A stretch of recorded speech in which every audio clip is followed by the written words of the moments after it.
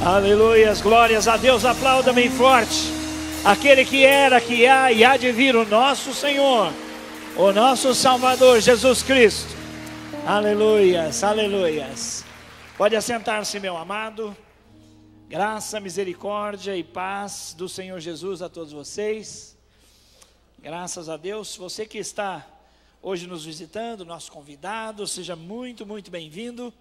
É uma alegria grande para nós receber você.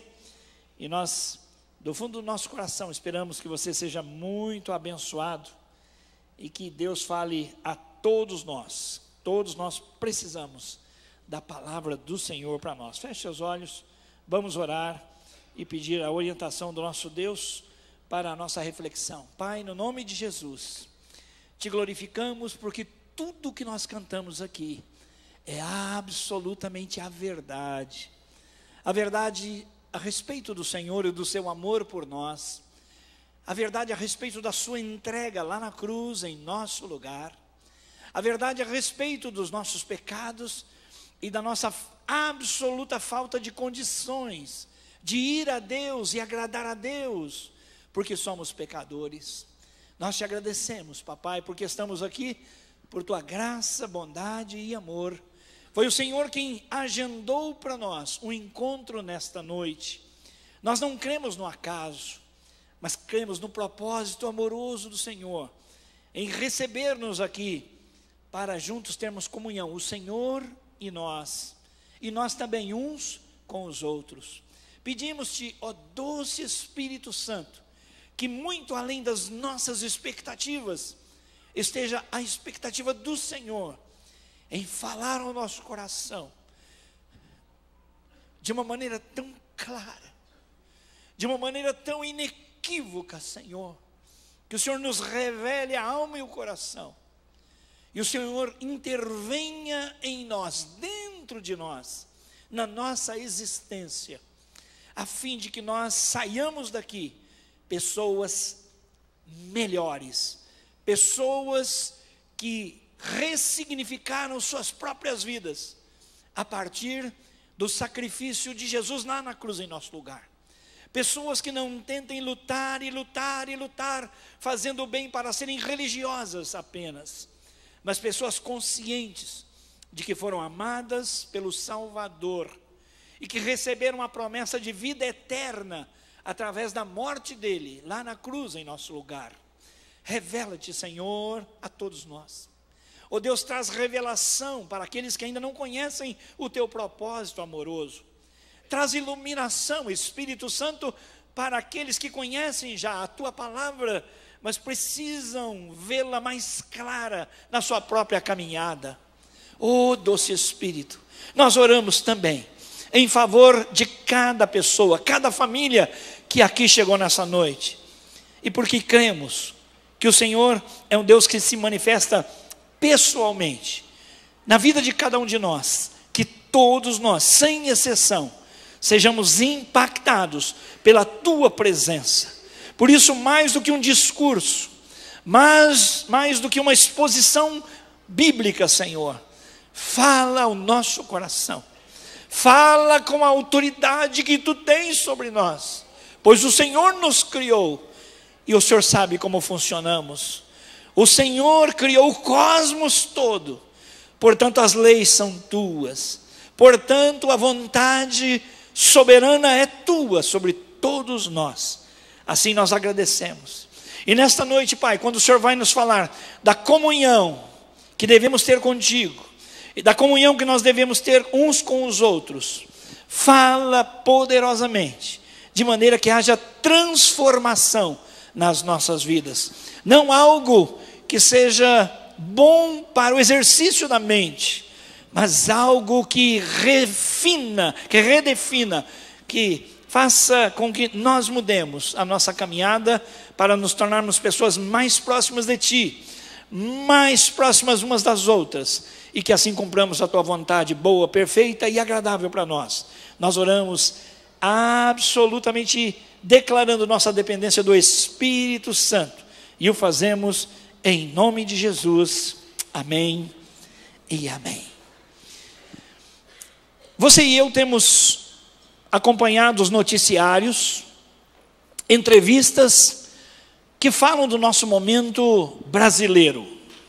Crise parece que é a palavra mais utilizada. Se nós tivéssemos aí no Google, não é, uma ferramenta para contar, para contabilizar as palavras que os pedagogos chamam de palavras grávidas, que produzem mudanças, que fazem nascer outras coisas, eu creio que a crise certamente seria uma das palavras mais conhecidas no momento.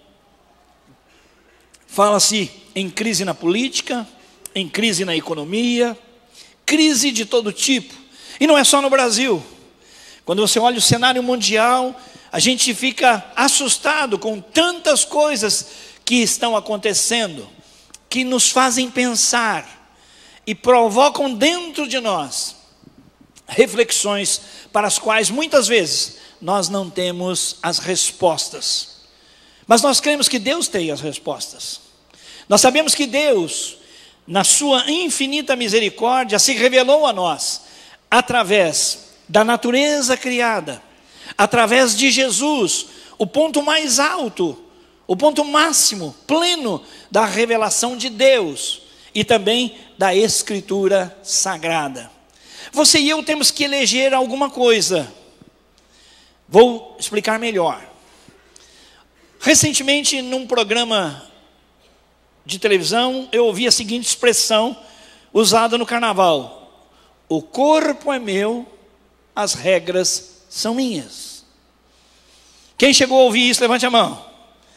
Mas já ouviu isso em algum momento? O corpo é meu, as regras são minhas. Ninguém venha me dizer isso é certo, isso é errado. Eu faço o que eu quiser com o meu corpo. O corpo é meu, as regras são minhas. Esta é uma palavra interessantíssima para a gente analisar. E está colocando a vontade pessoal de uma pessoa no centro absoluto das atenções. Mas esta é uma falácia. Ninguém pode garantir em si e por si a centralidade absoluta de todas as coisas. Pois que há um que fez todas as coisas. E Deus tem nos dito: eu fiz o cosmos, eu criei todas as coisas, portanto, as regras são minhas.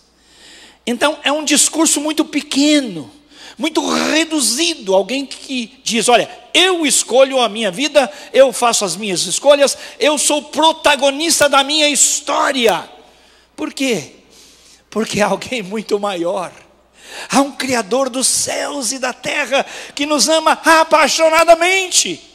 E a vontade dele é boa, é perfeita e é agradável. E apenas a insensatez, a tolice e a ignorância do seu amor por nós, da sua existência nos amando, é que pode nos levar a escolher caminhos e dizer: esta é a minha verdade. Jesus disse: eu sou o caminho. Ele não falou: eu sou um dos caminhos. Eu sou a verdade. Ele não disse: eu sou uma das verdades.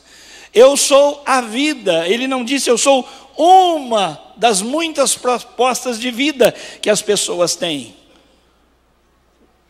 E se alguém disser que é muita pretensão de Jesus, nós podemos ler o capítulo 1 de João, dizendo que Jesus é Deus. E Jesus estava com Deus desde a criação, antes de todas as coisas existirem. Jesus, o Logos, o Verbo de Deus encarnado, que agora comparece na nossa história e nos ajuda a entender que muito além da nossa capacidade intelectual, mental, além da nossa capacidade cognitiva, emocional e relacional, nós temos alguém que nos ama. Hoje eu estava olhando a Clarinha, nossa netinha que fez 1 ano. Ela depende de tudo dos seus papais. A Clarinha não pode dizer: eu tenho a minha verdade. Assim, irmão, qualquer ser humano nesta vida, pois por mais conhecedor das ciências e dos saberes, pode dizer: eu tenho capacidade de cuidar de mim. Ele tem que se humilhar, porque ele não consegue dar conta da sua própria respiração. Ninguém decide: vou parar de respirar 2 minutos. Ninguém decide: amanhã eu decido acordar. Ninguém sabe se acordará. A vulnerabilidade, a fragilidade que todos nós temos é algo patente. Só um tolo pode dizer: eu posso todas as coisas. As ciências humanas tentam nos ajudar dizendo: olha, você pode, você pode. A neurociência diz: diga, você pode, eu posso, eu posso, eu posso. E são saberes complementares, não são descartáveis, mas são complementares, porque o verdadeiro saber, a verdadeira ciência da vida está na pessoa do Senhor Jesus Cristo. Ele é a vida, Ele é a vida, e Ele nos dá a vida abundante. A verdade que Jesus se refere não só a si mesmo, não refere apenas a si, como todo o plano maravilhoso que Ele tem para nós. Então, toda pessoa que um dia teve os seus olhos e o seu coração iluminado, para entender a sua fragilidade, para entender os seus enganos, os seus equívocos, os seus próprios pecados, é a pessoa que já se enxergou assim, e olhou para Jesus e viu que lá na cruz, o santo, o justo, o perfeito morreu em nosso lugar, e na morte dele nós recebemos a absolvição e o perdão para os nossos pecados. É uma pessoa diferente, é uma pessoa que teme a Deus e teme a sua palavra. Esta pessoa será bem sucedida, ela não estará em desacordo e nem em desalinho com as outras pessoas, a não ser naquilo que as outras pessoas, que a nossa sociedade, que os nossos saberes se divorciaram do próprio saber de Deus. Nós vamos ler um texto bíblico que fala de mentira e fala de verdade. Você ligando a televisão agora, você vê o nosso presidente está numa situação difícil, o ex-presidente está numa situação difícil, a ex-presidente, situação difícil, aquele que era um suposto candidato à presidência, situação difícil. A revista, uma das revistas mais populares, mostram lá um barquinho e 3 deles dizendo: estamos no mesmo barco. E toda a nação está questionando qual é a verdade. Por quê? Porque ninguém diz: eu errei, eu falseei. Ninguém diz: olha, eu quero fazer uma declaração à nação, eu quero pedir perdão porque eu errei, eu pequei, eu meti a mão, eu subornei, eu enrolei, eu propinei, eu recebi propina. As palavras são sempre evasivas, são discursos que escondem muitas verdades. E nós ficamos dizendo: esse cara está mentindo, olha a cara de pau. Algumas declarações que são feitas em nome do povo, não, porque o Congresso agora está pensando no Brasil e nos brasileiros, e os conchavos e os acordos querem apenas propiciar bem-estar para aqueles que se julgam representantes do povo. Então a grande questão é: eles falam a verdade? Quem é que fala a verdade? Quando discernimos a verdade e a mentira? Mas Deus tem me falado muito acerca de mim mesmo, de mim e de você, porque quando nós olhamos esse caos acerca da verdade ou não, nós temos que olhar para nós. Tem se falado muito hoje também, vi uma entrevista recente sobre a pós-verdade. Verdade já era, o que manda agora é a pós-verdade. Se você abrir o seu computador lá no Wikipedia, que é muito conhecido, vai ler o seguinte: pós-verdade é um neologismo que descreve a situação na qual, na hora de criar e modelar a opinião pública, os fatos objetivos têm menos influência do que os apelos às emoções e às crenças pessoais. Na cultura política se denomina política da pós-verdade, ou política pós-factual. aquela na qual o debate se enquadra em apelos emocionais, desconectando-se dos detalhes da política pública e pela reiterada afirmação de pontos de discussão, nos quais, nas réplicas, os fatos, na verdade, são ignorados. A pós-verdade difere da tradicional disputa e falsificação da verdade, dando-lhe uma importância secundária. Reduzindo isso a poucas palavras, não importa se é verdade, não importa se o fato ocorreu, o que importa é o que alguém disse a respeito do fato. Já agora é a interpretação do fato que é mais importante que o fato. A isso está se chamando, desde a década de 2000, pós-verdade. Por isso que alguns dizem, não, essa é a sua verdade. Não é? Porque Deus criou o homem à sua imagem e semelhança. E alguém diz, não, eu é que crio Deus. Porque Deus para mim é assim, assim, assim, assim. Deus para mim não é como o seu Deus, que é assim, assim, assim. Não, Deus para mim é assado, assado, assado, assado. Quem disse que Deus é o que você está dizendo? A palavra de Deus, ela se refere a Deus como Deus é. E Deus se revela, então, na natureza, em Cristo e na palavra. E a verdade da palavra nos incomoda muitas vezes. Por isso, ao invés de só falarmos da mentira e da verdade, da pós-verdade, no cenário nacional, nós vamos olhar na nossa vida. O que é que nós podemos aprender? Em 1 João, o evangelho de a carta de 1 João, o telão vai projetar, mas eu estarei lendo aqui no capítulo 1, versículo 5 até capítulo 2, versículo 6, o apóstolo João, o apóstolo do amor, está falando a uma situação muito particular daquele tempo, que em tese, em essência, se parece com o que nós estamos falando nessa noite. As pessoas creram em Jesus e estavam dentro da igreja, e seguiam Jesus, obedeciam Jesus, tinham tido um encontro com o Senhor, até que alguns, dados por mestres, pessoas de um alto conhecimento intelectual, cognitivo, alguns pensadores começaram a dizer, olha, não é bem assim. Por quê? Porque há uma lei interior primeira, antes do próprio Senhor Jesus.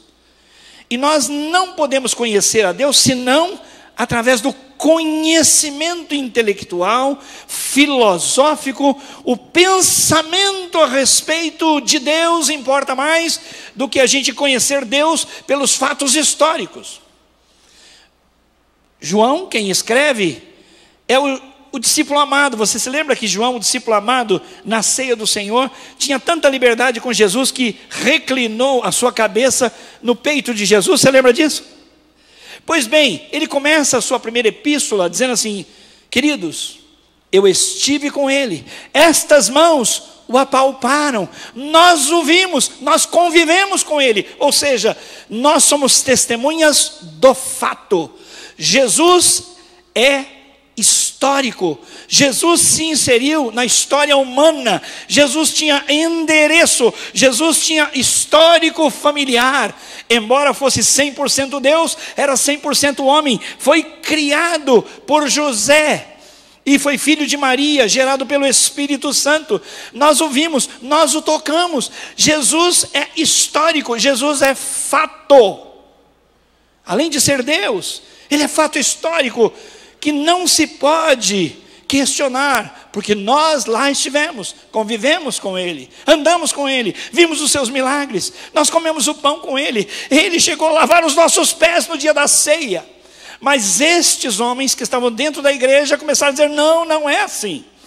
Porque no fundo, nós só buscamos a Deus como em tese uma mente iluminadíssima, através de mentes que se evoluem, que procuram o conhecimento.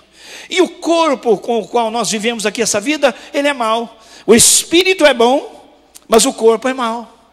Então, o conhecimento de Deus se dá pelo intelecto, pelo conhecimento. Mas o nosso corpo não quer a Deus. O nosso corpo não é bom, não faz nada bom. Por isso, tudo que o corpo pedir, vamos fazer.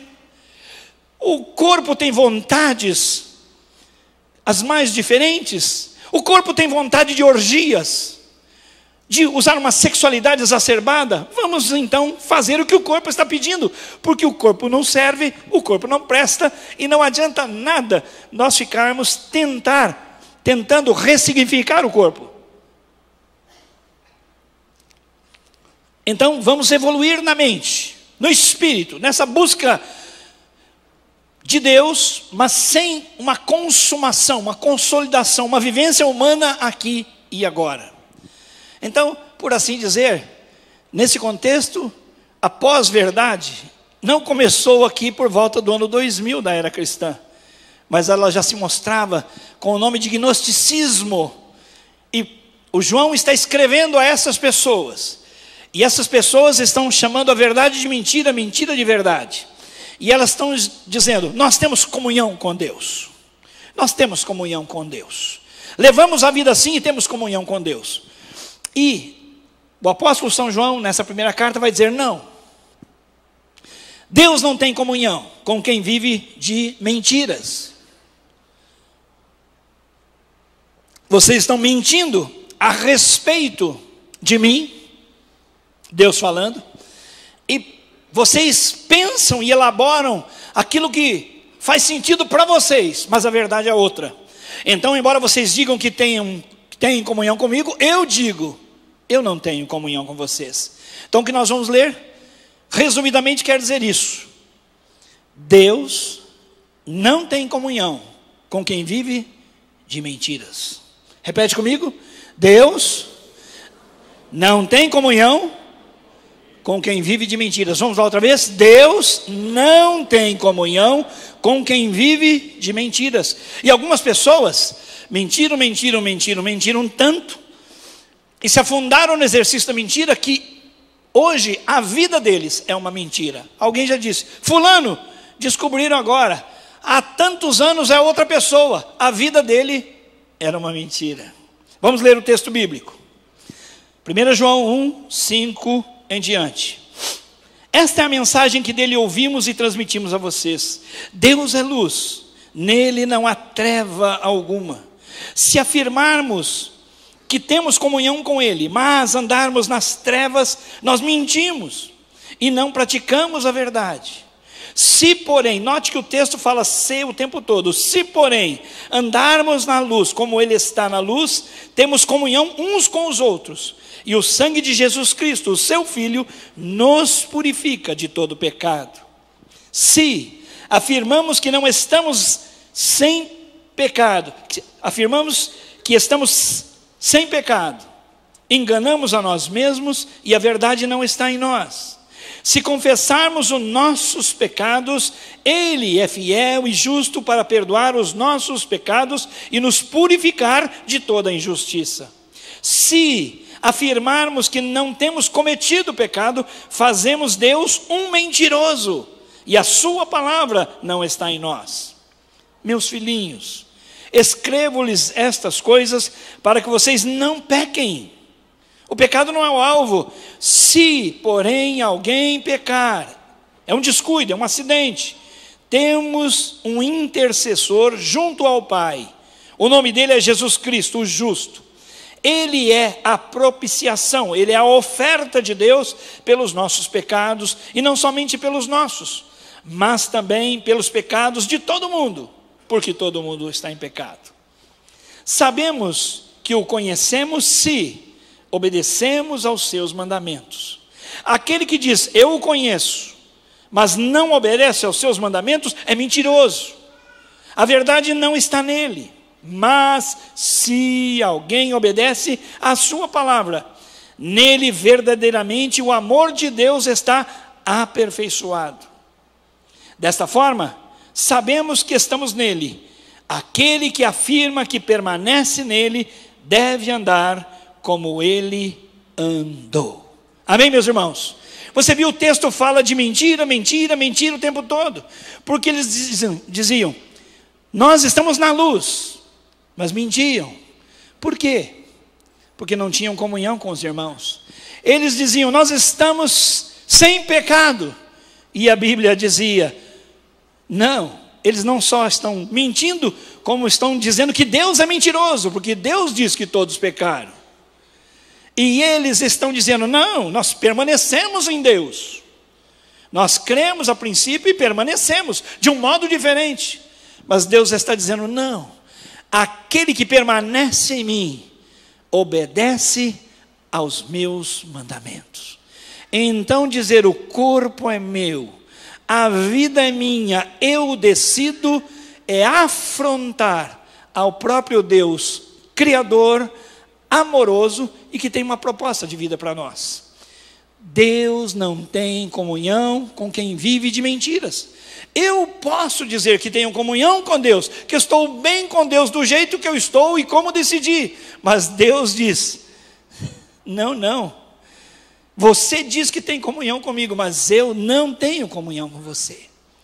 Isso é tão grave, irmãos, que no livro de Mateus, no Evangelho, nós ouvimos uma narrativa terrível de homens que supostamente eram de Deus, fizeram sinais, milagres, curaram enfermos, expulsaram os demônios, e agora, depois de mortos, estão chegando à presença de Deus para assumir o seu lugar no céu. E Deus diz: não vos conheço. Senhor, como não? Em teu nome nós expulsamos os demônios. Foi em teu nome, Senhor. Em teu nome nós fizemos sinais, maravilhas, nós fizemos milagres. Tudo em teu nome, Senhor. E isso tudo aconteceu. E Deus vai dizer: mas eu não conheço a cara de vocês. Então, eu dizer que tenho comunhão com Deus e que faço a minha verdade valer é um engano, porque Deus não tem comunhão com quem vive de mentiras. 3 testes eu quero ver com vocês hoje, para ver a minha vida e a sua vida. Que primeiro teste eu vou fazer, porque o texto diz o tempo todo: se, partícula condicional, se há uma possibilidade. Então vamos ver se eu de fato falo a verdade, ou se você de fato fala a verdade. Vamos conferir à luz da palavra de Deus esta condição. Bom, se eu tenho comunhão com Deus e Ele comigo, eu preciso viver na luz. Versículos 5 a 7. Por quê?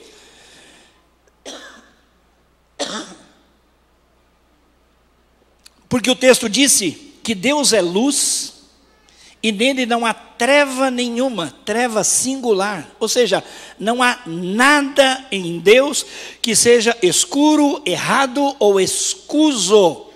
Deus é padrão absoluto da luz. E quando você diz: não, eu estou na luz, você precisa provar que está na luz. E o texto diz: aquele que diz que está na luz, mas não tem comunhão com os seus irmãos, está mentindo. O que isso traz para mim e para a sua vida? Os nossos relacionamentos. Dentro da igreja que ouviu essa palavra, havia aqueles irmãos que se mantiveram fiéis à palavra de Deus, criam em Jesus como suficiente, exclusivo Salvador, e aqueles que diziam: não, Jesus é legal, Jesus é bom, Ele é notável, mas é o conhecimento que nos leva a Deus. Eles começaram a desarticular-se nos seus relacionamentos. Então, seja por uma doutrina na igreja, seja por um ato eclesiástico, uma maneira de buscar a Deus, por um jeito de organizar a igreja, não importa se alguma coisa promoveu desunião, desunidade, perdemos a comunhão. Quem está com falta de comunhão, com comunhão rompida com alguém, não pode dizer: eu estou bem com Deus, pois Deus vai dizer: não é verdade. Se você não está de bem com o seu irmão, é impossível que você esteja de bem comigo. Só para ficar bem claro isso, no capítulo 2, versículo 9, o Senhor diz para nós: quem afirma estar na luz, mas odeia o seu irmão, continua nas trevas. Estava muito vago dizer trevas e luz. O que é treva, o que é luz? O texto está dizendo: se você odeia seu irmão, você está nas trevas. Quem ama o seu irmão permanece na luz, e nele não há causa de tropeço. Ele não faz o seu irmão cair. Ele não é causa de tropeço para o seu irmão. Mas, veja bem, versículo 11, capítulo 2. Mas quem odeia o seu irmão, está nas trevas e anda nas trevas, não sabe para onde vai, porque as trevas o cegaram. Então os relacionamentos, o ódio, os problemas interpessoais são muito importantes para nós analisarmos agora a nossa vida. Porque nós podemos cantar como cantamos agora, levantar a mão e dizer que estamos de bem com Deus. Mas se não estamos bem em casa, se há desunião, desunidade, se há falta de comunhão com os meus irmãos, se há ódio, então Deus está ouvindo você dizer: eu tenho comunhão com o Senhor, e Deus está dizendo: menos. Quer uma prova bíblica? Veja o capítulo 3, versículo 15. Diz assim: quem odeia o seu irmão é assassino. Para mim, fulano morreu. Eu perdoo, mas para mim morreu. Aqui, quem odeia o seu irmão permanece na morte. É um assassino. Vocês não sabem que nenhum assassino tem a vida eterna em si mesmo? Capítulo 4, versículo 20. Se alguém afirmar: eu amo a Deus, mas odiar o seu irmão, é mentiroso. Deus não tem comunhão com quem vive de mentira. Pois quem não ama o seu irmão a quem vê, não pode amar a Deus a quem não vê. Está ficando claro para você que amar a Deus e amar as pessoas tem que acontecer de modo absoluto no nosso coração? Senão nós dizemos que temos comunhão com Deus, mas Ele diz: menos. Você diz que tem comunhão comigo, mas eu não tenho comunhão com você. Esse é o teste das trevas, que se resume nos nossos relacionamentos. Seja problema doutrinário que nos divide, sejam problemas administrativos, sejam problemas em casa, no trabalho, não importa. O que importa é que Deus mantém o primeiro mandamento, para nós amarmos a Deus e para amarmos também as pessoas. Segundo teste, viver limpo, versículos 8, capítulo 1, versículo 8 até 2, diz sobre estar limpo. Olha só: se afirmarmos que estamos sem pecado, enganamos a nós mesmos e a verdade não está em nós. Quando a verdade não está em nós, quem está em nós? A mentira. Se confessarmos os nossos pecados, Ele, Jesus, é fiel e justo para nos perdoar os pecados e nos purificar de toda injustiça. Se afirmarmos que não temos cometido pecado, fazemos Deus um mentiroso e a sua palavra não está em nós. Meus filhinhos, escrevo-lhes estas coisas para que vocês não pequem. Não pequem, esse é o padrão. Se, porém, alguém pecar, temos um intercessor junto ao Pai. Quem é? Jesus Cristo. Então, eu peco, então vou chamar pecado de pecado. E como eu me livro do pecado? Através de Jesus. Ele é a oferta de Deus pelo nosso pecado. Capítulo 3, versículo 8, vai deixar isso muito claro. Aquele que pratica o pecado é do diabo, porque o diabo vem pecando desde o princípio. Para isso, o Filho de Deus, Jesus, se manifestou para destruir as obras do diabo. Diga glória a Deus. Então, para você dizer que tem comunhão com Deus, tem de ter comunhão com os irmãos. E aí você está andando na luz. Para você ter comunhão com Deus, você precisa ficar limpo de pecados. Em primeiro lugar, admitir que é pecador.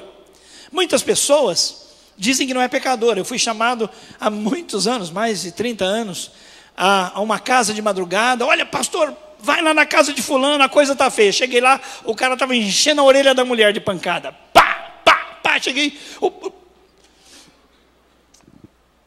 E então eu falei, mas o que eu posso ajudar e tal? E aí o cara se tornou todo sociável e tal. E falou, não. E eu comecei a falar de Jesus para ele não conhecia Jesus. E eu falei do pecado. Você entende que você e eu somos pessoas pecadoras? Ele falou, não, eu entendo que eu não sou pecador. Cara, mas você estava enchendo a orelha da sua mulher de bordoada agora. Eu falei, não, o pecado é cultural. Eu só estava corrigindo, porque até a Bíblia diz: quem ama, corrige. Igualzinho o diabo usa a Bíblia para sua própria conveniência.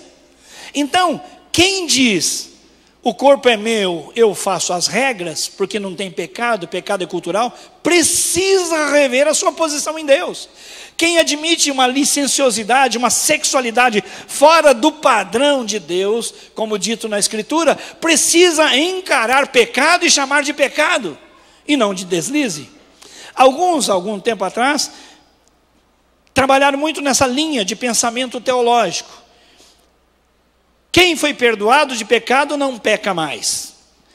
Um grande amigo, um estudioso da palavra, o pastor Russell Shedd, viajou pelo Paraná, ele estava me contando, e sentou-se ao lado dele um homem que queria fazer a cabeça dele para dizer: olha, depois que eu aceitei a Cristo eu não peco mais, é impecabilidade. E ele começou a ler um versículo, e outro, e depois de ouvir atentamente, o pastor Russell Shedd, muito sábio, perguntou assim: então quer dizer que o irmão não peca mais? Não, eu não peco mais. Interessante. Quero fazer uma pergunta, mas não é da Bíblia não. Quero fazer uma pergunta da sua casa. Ah, pois não. O senhor não peca mais? Não, não peco mais. A minha pergunta é uma só: a sua mulher concorda com isso? A sua mulher concorda que o senhor não peca mais? Ou seja, meu amigo, olha para o seu dia a dia, olha para a sua vida. Antes de dizer que você não peca mais, você tem que avaliar a realidade dos fatos. Mas aquele homem tinha adquirido um outro discurso: não, isso não é pecado, é deslize. Sabe por quê, irmãos? Porque a pós-verdade não nasceu no ano 2000. Ela está dentro do ser humano para os seus escapes, para as suas fugas de responsabilidade diante de Deus. Deus não tem comunhão com quem vive em mentira. Deus não tem comunhão, e prova isso quando vê que nós estamos odiando os nossos irmãos, discriminando os nossos irmãos, largando os nossos irmãos, tendo falta de comunhão. E ele diz: vocês estão em trevas, então não tenho comunhão com vocês. Viver limpo, você diz: não tenho pecado, mas eu digo, quando você diz que não tem pecado, você me torna mentiroso, porque eu disse: todos pecaram. Então nós temos que enfrentar o pecado chamando de pecado. Muitas vezes nós chamamos o pecado de temperamento. A gente estoura e fala: não, esse é o meu temperamento.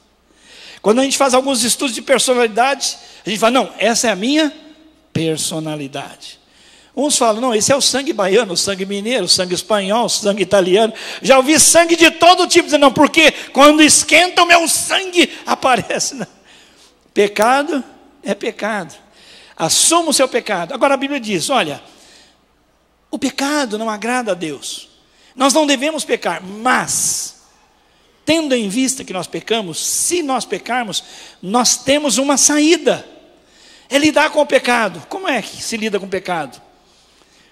Se confessarmos os nossos pecados, Ele, que morreu na cruz pelos nossos pecados, é fiel e é justo para perdoar os nossos pecados e nos purificar de toda injustiça. É por isso que quem tem comunhão com Deus precisa andar limpo de pecado, confessando os seus pecados. Eu vi há algum tempo alguns programas americanos sobre acumuladores. Alguém já viu programas assim? Cara que não consegue jogar nada fora. É um negócio incrível. São distúrbios mesmo psicológicos. Você entra na casa das pessoas, não dá para caminhar, lixo, bichos mortos, cocô, tem de tudo, coisa inimaginável, e a pessoa vive ali. A pessoa está presa, e eu creio que há muitas vezes, além do problema psicológico, problema espiritual, demônios mesmo, fazendo, não é, o seu campo de estada, um ninho para si, ali naqueles lugares. São acumuladores, não conseguem jogar as coisas fora. Pois, irmãos, nós não podemos ser acumuladores de pecados. Não devemos negar que pecamos. Assumamos nosso pecado, dando ao pecado nome de pecado. Segundo, queria dar uma dica para você. Eu aprendi ainda solteiro que nós devemos fazer respiração espiritual para tirar os pecados. Não é mandinga, não é simpatia, é um exercício de espiritualidade. Na nossa respiração nós temos dois momentos. Quando nós aspiramos, né? E depois nós expiramos. Vamos aspirar aí o ar, todo mundo. Segura. Mais um pouquinho. Mais um pouquinho. E depois nós exalamos, nós colocamos para fora aquele ar que é o prejudicial à nossa saúde, né? Já contaminado. Quando nós pecamos, irmãos, nós devemos fazer esse exercício, pôr para fora o nosso pecado, exalar, expirar o pecado. De que maneira? Confessando. Se confessarmos os nossos pecados. A palavra confessarmos aqui, na língua original, é homologel. Homologel lembra o quê? Homologar, confirmar, ratificar, concordar com. O que significa? Que quando eu, Gilson, fui mal educado, ao invés de falar que é um problema de nervosismo, é um problema de temperamento ou formação, eu assumir, olha, eu tratei mal, Senhor, eu concordo com Deus, Senhor, eu pequei, eu tratei mal a minha mulher, Senhor, eu fui desleal com fulano, com Beltrano, Senhor, eu julguei, Pai, eu pequei. Isso é confissão, é uma homologação, uma confirmação. Você entra em concordância com Deus que o pecado é pecado na sua vida.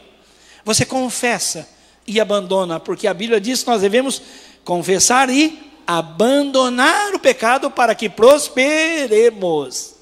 Aquele que confessa e deixa o seu pecado alcançará misericórdia. Esse prosperará. Uma vez que nós colocamos para fora o pecado pela confissão, aí nós vamos inalar perdão. Senhor, muito obrigado, porque a morte do Senhor lá na cruz perdoa o meu pecado e me purifica de toda sujeira. Eu recebo agora, Senhor, o perdão que tu dás para o meu pecado, mediante a minha confissão, mediante a morte de Cristo no meu lugar. Em nome de Jesus, amém. É assim, não fica acumulando, porque às vezes você sai daqui, sai animado, recebeu uma palavra de Deus, nossa, semana é semana de vitória. Mas antes de ir para casa, você já comete um pecado, ou amanhã cedo. Aí Satanás fala assim, está vendo? Não adiantou nada. Não adiantou nada. E aí ele fala para você assim, já que você errou no pouco, larga a mão. Agora para que você ficar aí medindo? Errou. Já se afastou de Deus. Então já que está afastado de Deus, mete o pé na lata, faz tudo, pega todas. Errou. Se só pensou já é pecado, já é adultério, pega todas, e pede perdão no final. Não é verdade? Queima Jesus, tem misericórdia. Então, irmãos, quando nós confessamos e assumimos o perdão e retomamos a nossa vida, nós não andamos como acumuladores de pecado. Porque tem gente que pecou, ao invés de ir a Deus, fala, eu sabia. Deus não se decepciona conosco quando pecamos. Ele se decepciona por nós. Ele não lamenta termos pecado, mais do que lamenta nós permanecermos no pecado. Ele lamenta por pena, mas ele está disposto a perdoar. Mas o camarada que vai jogando pecado no saco, como do Papai Noel, né? Pecado aqui, pecado amanhã, o cara vai se sentindo pesado, chega arrastado, quase de ambulância aqui na igreja, no domingo seguinte, para fazer um novo descarrego. Ora, descarrega e de novo. Está amarrado em nome de Jesus. Deus quer que nós tenhamos íntima comunhão com Ele. Como? Andando na luz, nos nossos relacionamentos. E também andando limpos pela confissão e pelo abandono do nosso pecado. Nós não teremos condição de vencer o nosso pecado. Por isso ele diz, nós temos um advogado, um intercessor junto ao Pai, Jesus Cristo. Irmãos, é maravilhoso saber que Jesus lamenta e se aproxima do Pai e diz, olha, Pai, você viu, Pai, ele está arrependido, ele está confessando, ele é sincero, Pai, perdoa. E o Pai diz, o seu sacrifício na cruz, meu filho, já o perdoou de todo o pecado. Glórias a Deus. É assim. Terceiro lugar, terceiro teste que você deve fazer. O primeiro é o teste de viver na luz. O segundo é o teste de viver limpo. O terceiro, viver em obediência. Capítulo 2, versículos 3 a 6, fala da obediência. Ele diz, Sabemos que conhecemos a Deus se obedecemos os seus mandamentos. É uma questão de obediência. Aquele que diz eu o conheço, mas não obedece os seus mandamentos, é mentiroso, é mentira, e a verdade não está nele.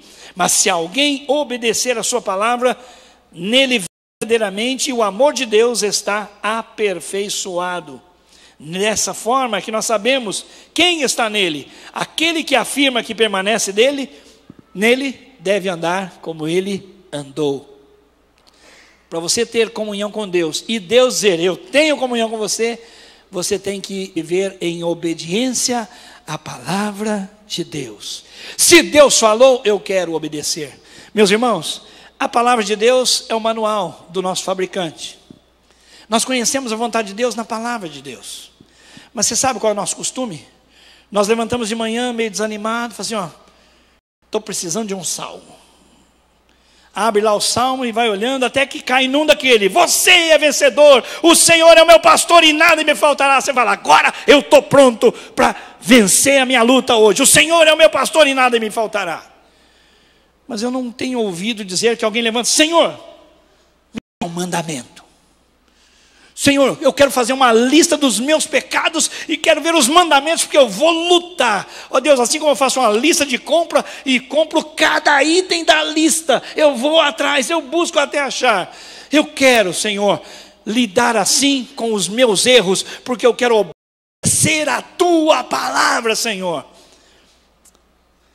Aquele que diz que permanece nele, tem que andar como ele andou, em obediência à palavra de Deus. Basti falou agora há pouquinho aqui, que nós fazemos hoje, pela misericórdia de Deus, 40 é uma bênção, uma bênção. Só que nós não somos melhores do que você, mas nós temos recorrido a Deus. E quando eu li na Bíblia, no livro de Efésios, dizendo, marido e mulher, Deus estabeleceu um padrão para você. Eu falei, eu quero saber a minha parte.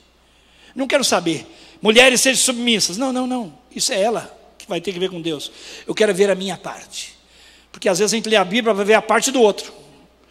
Eu quero que, pastor, me dá uns textos aqui para eu ler para o meu marido. Pastor, dá uns textos aqui para eu ler para a minha mulher. Que é texto para o outro. E eu falei, Deus, eu quero para mim. Está lá. Maridos, amai as vossas mulheres como Cristo amou a igreja. Eu falei, eu recebo, Senhor. É difícil.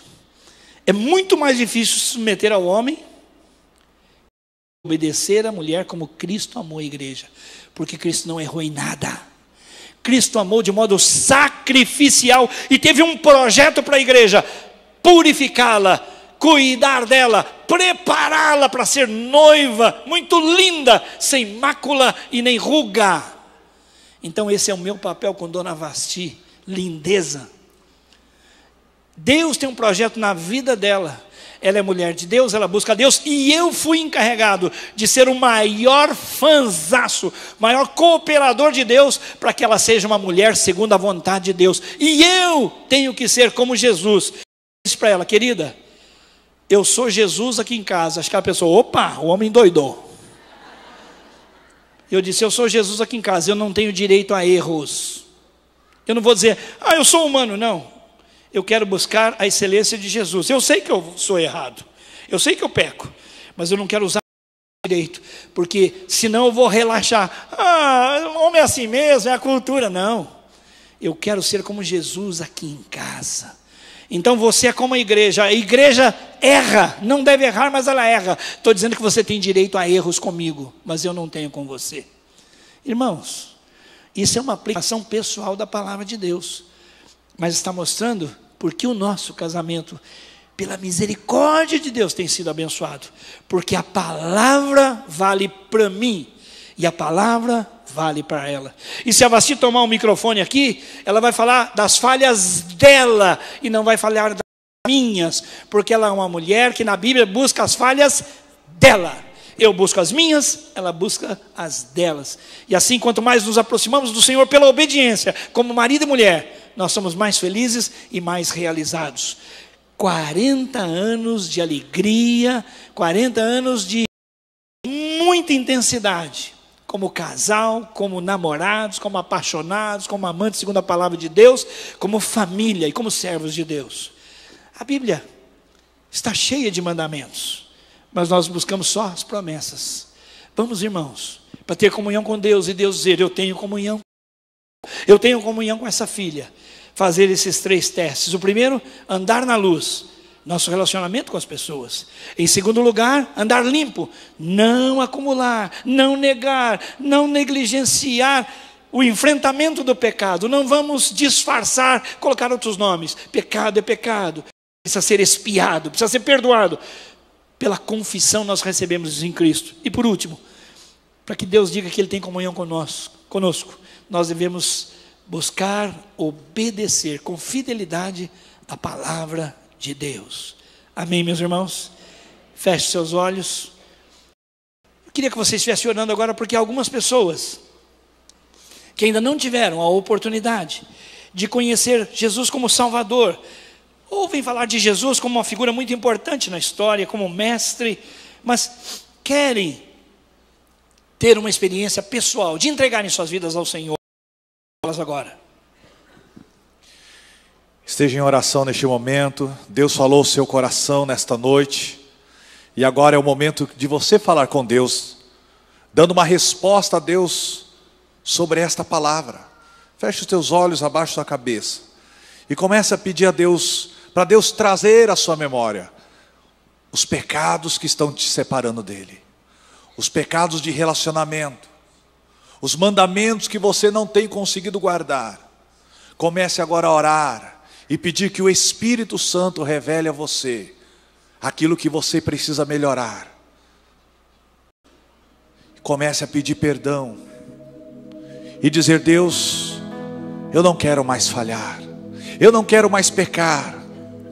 Eu sei que em algum momento eu vou errar, pode ser neste mesmo pecado ou em outros, mas eu quero te pedir que arrepender de todo o coração, que eu possa concordar com o Senhor que o pecado entristece o teu coração, e que eu não quero entristecer o Espírito Santo.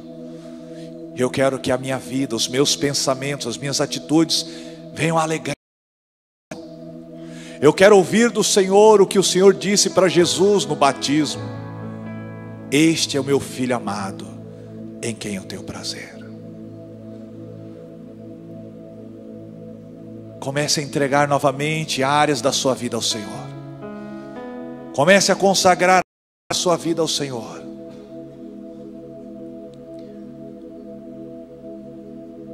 E se você nesta noite ouviu esta palavra tão clara e específica, não há outro caminho para solucionar o pecado do homem a não ser o sangue de Jesus.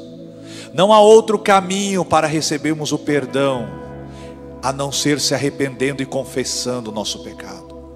Não há outro caminho de sermos salvos a não ser entregando a vida para Jesus. E nesta noite, se você está aqui e quer entregar a sua vida para Jesus, se você quer dizer para Jesus: Senhor, eu quero ter uma vida que agrada o Senhor, eu não quero seguir uma religião, pastor, eu quero seguir o Senhor, porque eu creio que o Senhor é o caminho, a verdade e a vida. Eu quero entregar a minha vida a Ti.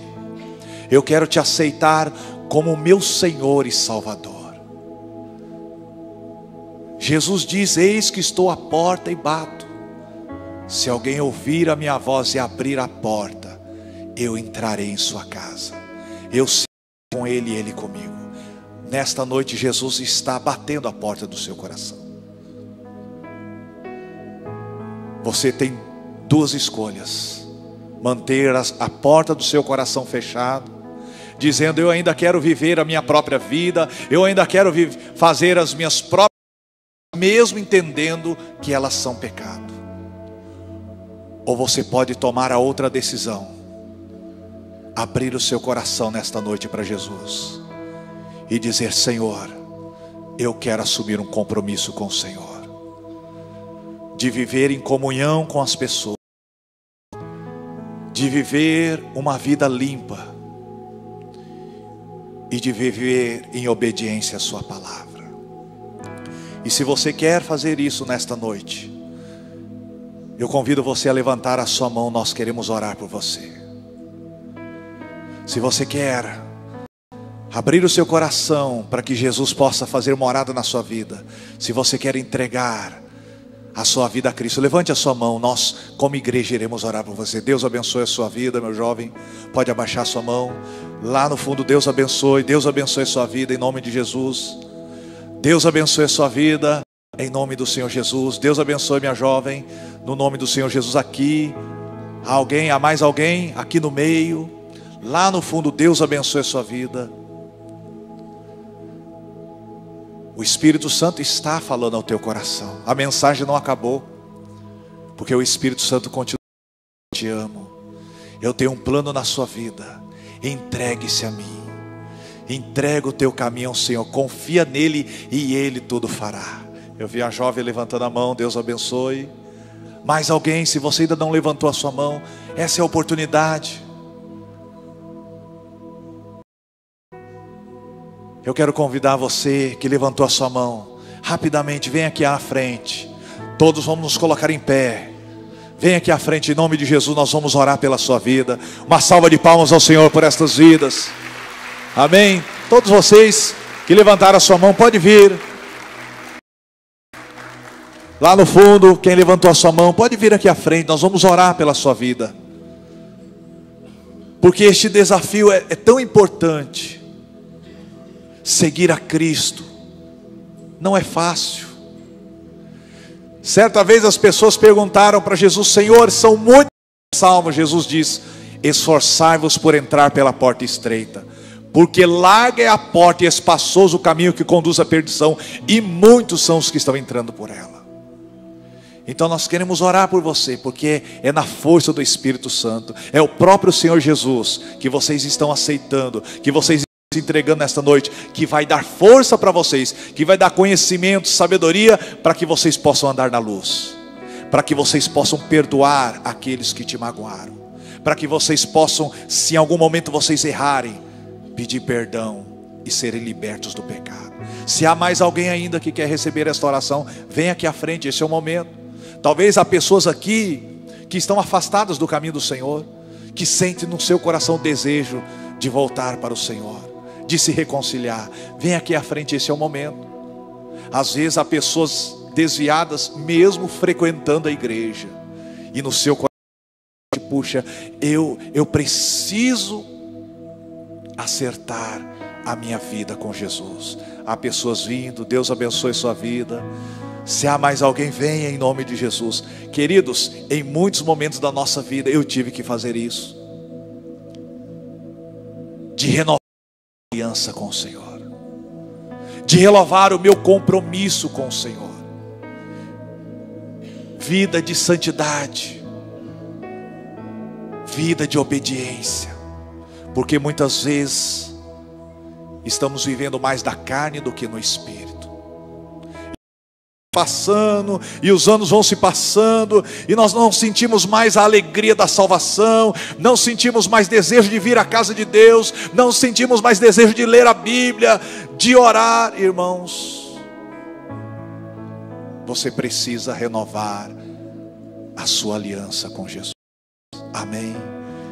Então, mesmo onde você está, você pode estar aí orando agora e dizendo: Deus, eu reconheço os meus pecados. Há pessoas chegando ainda. Deus, eu quero renovar a minha aliança contigo. Não se envergonhe das pessoas que estão ao seu lado. Se há alguma coisa que precisamos nos envergonhar, sabe do que é? Dos nossos pecados, porque eles nos afastam de Deus. Mas quando você se humilha e confessa, você se aproxima de Deus, e Deus se aproxima de você, e Ele renova a maravilhosa, e você vai sair daqui renovado em nome do Senhor Jesus. Vocês que estão aqui à frente, repita esta oração comigo. Diga assim bem alto: Senhor Jesus, eu entrego a Ti a minha vida, e eu Te aceito e te recebo de todo o meu coração como meu único Senhor e Salvador da minha vida. Eu declaro nesta noite que eu perdoo a todos que me magoaram, assim como eu estou sendo perdoado pelo Senhor. Eu declaro que eu quero servir ao Senhor com o meu corpo, com a minha alma, com o meu espírito. Eu quero obedecer a tua palavra, guardar os teus mandamentos e fazer a sua vontade. Entra no meu coração, seja o Senhor e o Salvador da minha vida. Amém.